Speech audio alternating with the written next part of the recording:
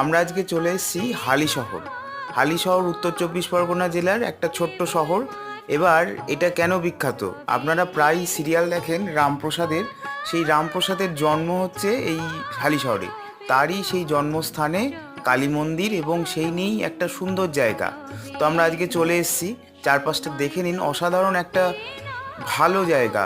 আর সবুজে ঘেরা, প্রচুর গাছপালায় ভরা, ভোগ প্রসাদের ব্যবস্থা রয়েছে, ঠাকুরকে পুজো দেওয়ার ব্যবস্থা রয়েছে। পাশেই আবার আপনার রামপ্রসাদ যেখানে লাস্ট জীবনে যেখানে মা কালীকে নিয়ে গঙ্গায় নেমে গেছিলেন, সেই গঙ্গার ঘাটও রয়েছে।